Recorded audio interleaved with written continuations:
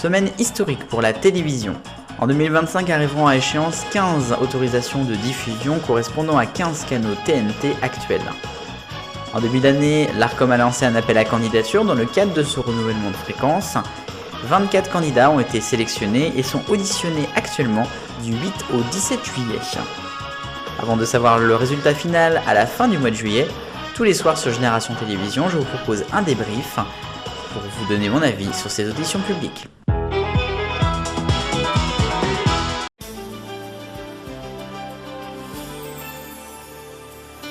Et on commence avec la première audition à 9h pour BFM TV. Alors d'abord, ça fait tout drôle de revoir Nicolas de Taverneau à cette même place, mais pour la première fois de sa carrière, non pas pour M6, mais pour BFM TV. Ça faisait longtemps qu'on n'avait pas vu donc quelqu'un rester aussi longtemps dans un groupe. Et c'est le cas donc avec Taverneau qui est depuis seulement 3 semaines en intérim au poste d'Arthur Dreyfus. Il l'avait remplacé il y a donc 3 semaines. Un poste qui lui va parce qu'il a juste fait une petite introduction et puis après il a laissé évidemment les personnes présentes parler, notamment Hervé Bérouche, directeur général, mais aussi Marc-Olivier Fogiel, directeur de la rédaction. Il y avait aussi Apolline de Malherbe qui était là pour représenter les journalistes. En parlant d'elle, j'ai trouvé qu'elle avait un petit peu fait lors de la présentation son Apolline Show pour parler de ô combien elle est forte à tout. Enfin bon, bref, ça c'est un avis personnel. 900 journalistes permanents, 200 journalistes à BFM TV même, 15 millions de téléspectateurs par jour, c'est une audience solide. Malgré qu'elle n'est plus la première chaîne info de France depuis quelques semaines, ça reste quand même la première chaîne info en 16 ans. Une chaîne qui est un modèle de réussite, un succès éditorial, une présence sur le terrain, un succès technique synergique, un succès entrepreneurial également. Ce sont les mots qui ont été employés pour définir BFM TV. L'engagement qu'ils peuvent porter, puisqu'il n'y en a pas eu forcément tellement en soi, sur des aspects qui nous intéressent en tout cas, c'est de pérenniser cette marque de référence. BFM TV n'est pas une chaîne parisienne, puisqu'elle a des bureaux un peu partout, et notamment avec les BFM régions. 60 duplex par jour d'ailleurs sont réalisés en général. BFM TV, c'est pas une chaîne de jugement, c'est une chaîne où on raconte, on explique et on vérifie. Par exemple, ils ont fait donner la parole à tous les candidats ou le plus possible pour les européennes. 44h30 en tout ont été dédiés à cela. Tous les reportages, tous les grands formats sont faits en interne. C'est tout simplement la star un petit peu, c'est l'information et puis c'est aussi la proximité avec les Français, l'exigence et l'indépendance. Une date a été donnée lors de cette audition pour le lancement de BFM2, j'en avais un petit peu parlé, ce sera le 25 septembre 2024, mais ce n'est pas l'objet bien évidemment de cette audition. A noter qu'il s'engage à faire plusieurs petites choses, bon j'ai pas tout noté parce qu'il y a des choses aussi sur le numérique, et puis notamment un JT en note vocale qui pourrait être réalisé via Instagram par exemple. A noter qu'ils sont contre absolument le changement de numérotation. Évidemment, BFM TV est la première des chaînes info dans la numérotation, donc ça pourrait leur désavantager la chose, malgré que moi je serais pour et que ça serait un projet essentiel de ce renouvellement de fréquence, à mon sens. Ils sont par contre pour une plateforme TNT agrégée, à l'image de ce que ITV, la BBC et Channel 4 viennent de faire au Royaume-Uni il y a quelques mois. J'en avais parlé aussi, Freely, une sorte d'application en fait, une plateforme à la manière de toutes les autres plateformes qu'on a sur les téléviseurs, mais de TNT. Après, le reste des questions ont tourné sur évidemment le pluralisme, sur l'affaire Marc-Olivier Fogiel qui est toute récente. Ils ont expliqué que l'antenne était irréprochable, indépendante, qu'il y avait bien évidemment une charte déontologique qui serait amenée à être évoluée. Il y a un conseil d'administration avec un membre indépendant au conseil, dans ce conseil, donc dans ce collège. Il y a le conseil d'éthique qui se réunit tous les 6 mois, si j'ai bien entendu, mais ça pourrait être amené à être plus souvent aussi. Une petite citation, par exemple, pas de dérive vers le débat et le tour de table, /C8 CNews. Et puis le passé plaide, tout simplement le passé plaide. C'est pas totalement faux ce qui a été dit non plus, puisqu'il y a quand même une immense histoire de BFM TV et ça serait un peu fou en fait de ne pas renouveler BFM TV d'un point de vue assez personnel. 30% de débats et 70% d'infos, c'est donc les chiffres qui ont été quantifiés.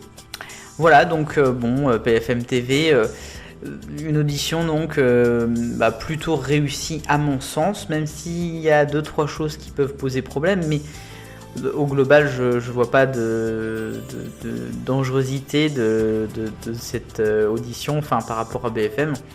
Pour moi la chaîne sera renouvelée largement.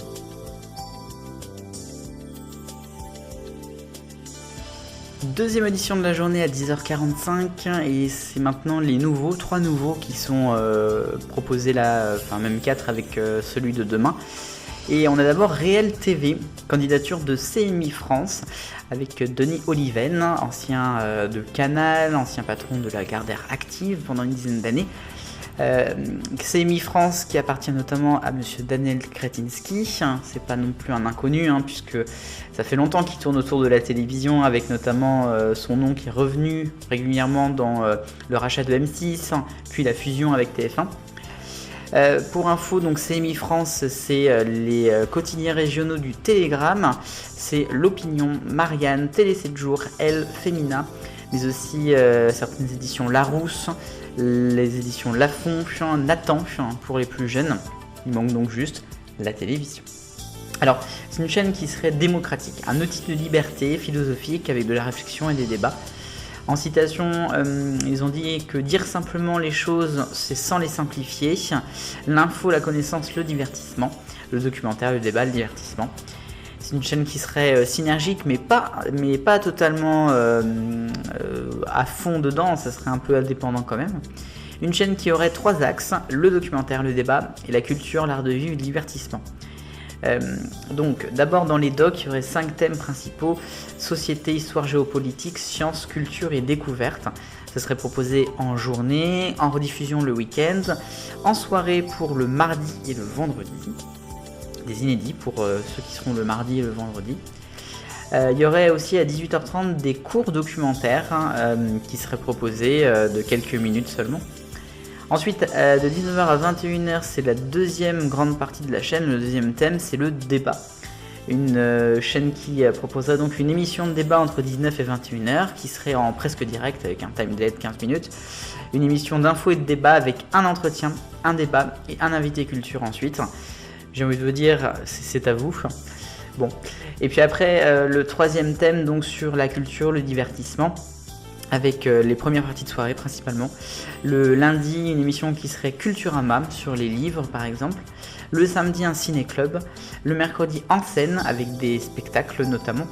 Le jeudi, fiction. Et puis le dimanche et le reste du week-end, on serait sur des documentaires plutôt art de vivre, avec donc cuisine, un peu de science aussi, de santé, des choses qui intéressent les Français.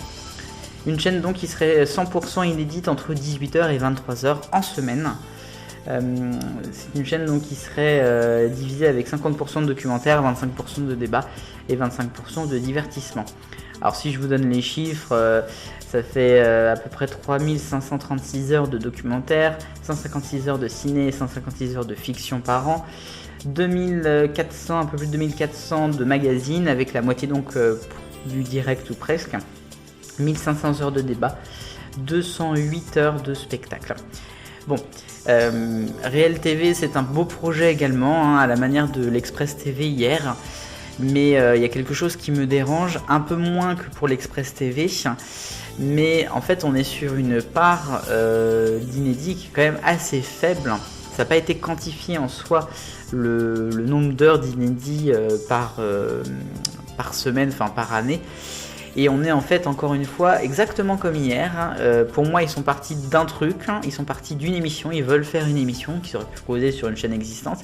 Ils sont partis d'une émission qu'ils veulent faire, une émission de débat un petit peu, vraiment comme hier. Et puis après, on construit la chaîne avec ce qu'on a.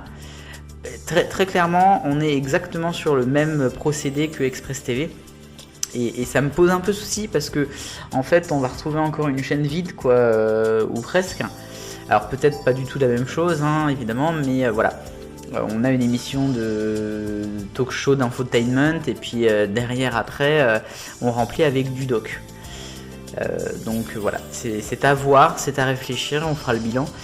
Mais pour moi, c'est quand même un peu problématique le vide qu'il peut y avoir sur cette chaîne.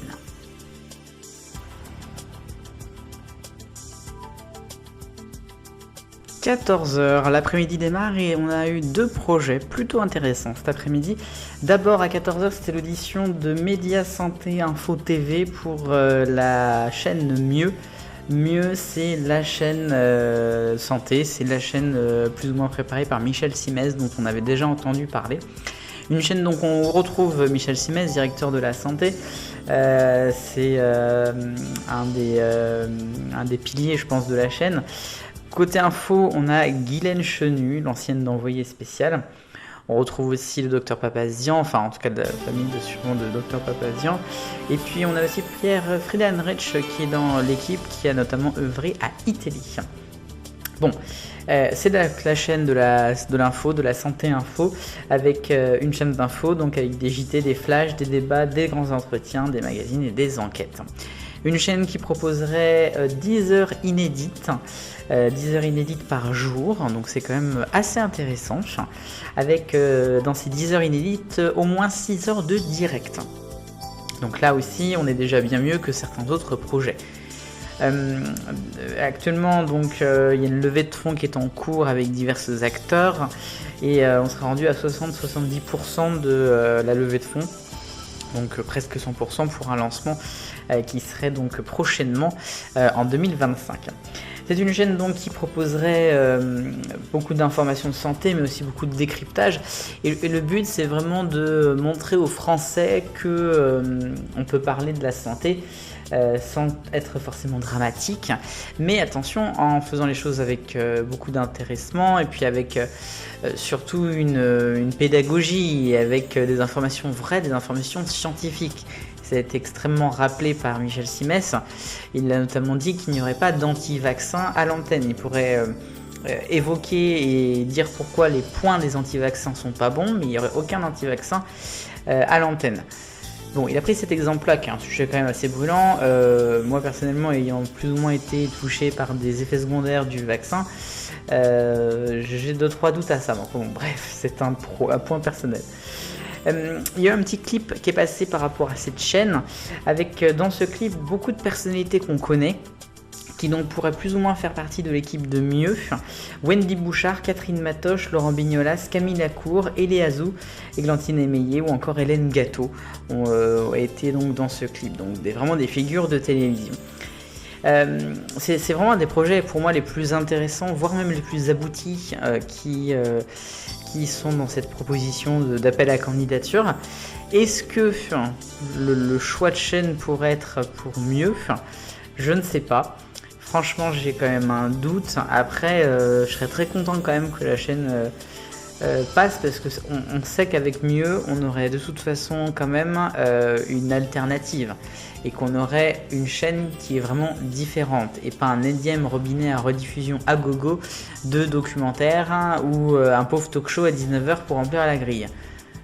Je sais qu'il y a des chaînes qui sont encore pires actuellement sur la TNT qui existent. Je pense à Sister, je pense à TF1 Série Film, voire Énergie 12, même si on m'a dit que les rediffusions étaient au moins différentes sur Énergie 12. Mais n'empêche que y a certains des projets actuels qui sont pas forcément très novateurs. Là, on a quand même quelque chose qui l'est. Donc on verra. À suivre, j'ai envie de vous dire, pour ce projet donc de Mieux.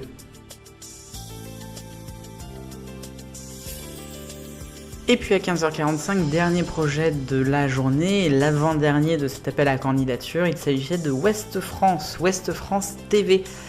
Une chaîne donc portée par un groupe très puissant, enfin je dis groupe, c'est une association, je le rappelle, Ouest France, même si c'est un groupe maintenant.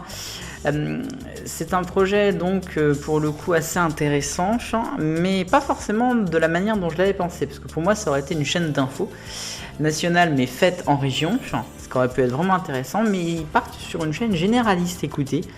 Donc je suis un tout petit peu déçu parce que très clairement, moi étant de l'ouest de Loire-Atlantique, j'attendais quand même un petit peu de ce projet et je suis un tout petit peu déçu. Donc Ouest France, ils ont rappelé qu'il y avait 780 journalistes, que c'est quand même 70% de l'audience numérique qui est faite hors de l'ouest, donc ça montre que c'est quand même presque un quotidien régional devenu national. Pour ce qui est de la chaîne, donc il y aurait 2 studios en construction à Rennes au sein de la rédaction. Cette chaîne donc serait une chaîne généraliste avec 6 piliers.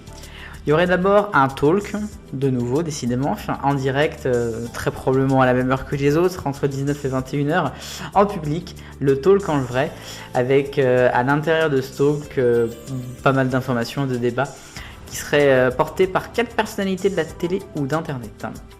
Il y aurait des magazines et des documentaires en prime time 3 fois par semaine, des divertissements 1 fois par semaine, de l'info avec un JT quotidien qui s'appellerait De la commune au monde, c'est un petit peu l'essence même de Ouest France, en partenariat avec la presse quotidienne régionale. Il y a déjà des liens qui sont établis avec par exemple le Sud-Ouest, mais ce n'est pas les seuls, je crois qu'il y a la Dépêche aussi. Des cases 2 par semaine de cinéma notamment, voire de fiction, et puis le sport bien sûr. Il y aurait 70% des programmes qui sont sous-titrés, 20% des inédits audio description. Dans les chiffres, on serait donc sur 400 heures inédites par an, 10 heures par semaine, sur en tout cas les 40 semaines les plus fortes de l'année, donc ça ne compte pas l'été ou encore les vacances de Noël. Et à noter qu'il y aurait 58 embauches uniquement pour la chaîne. Il y a eu quelques questions à ce sujet de l'Arcom. Et que Ouest France ne serait peut-être pas forcément le seul actionnaire de la chaîne, en tout cas à minima 51%, et si jamais il baissait au-delà des 51%, donc au-delà de 50%, ça serait uniquement si la chaîne serait ultra bénéficiaire et atteindrait les 8% de part de marché. C'est ce qui a été dit dans l'équipe, c'est-à-dire je pense jamais. Donc voilà, moi je vais vous dire, je vous l'ai dit au tout début, c'est une toute petite déception parce que j'aurais vraiment aimé que ce soit une chaîne d'info.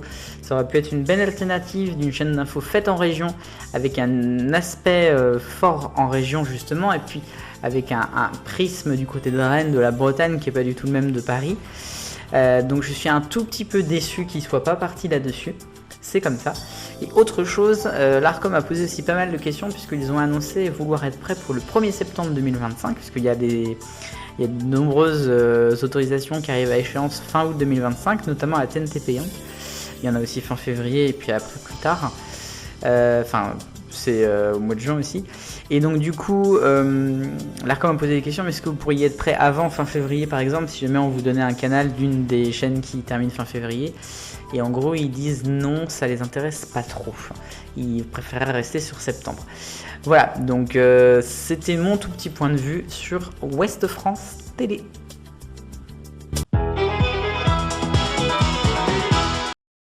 Et c'était l'avant-dernier jour de ces auditions de l'Arcom. Dernier jour donc demain avec la toute dernière audition, la 24e, celle du projet OPTV, d'ombre première à 9h. Et puis ensuite, il sera l'occasion, plus tard peut-être dans la semaine ou dimanche, de faire un bilan. Allez, vive le bonheur, on est tous des millions de copains.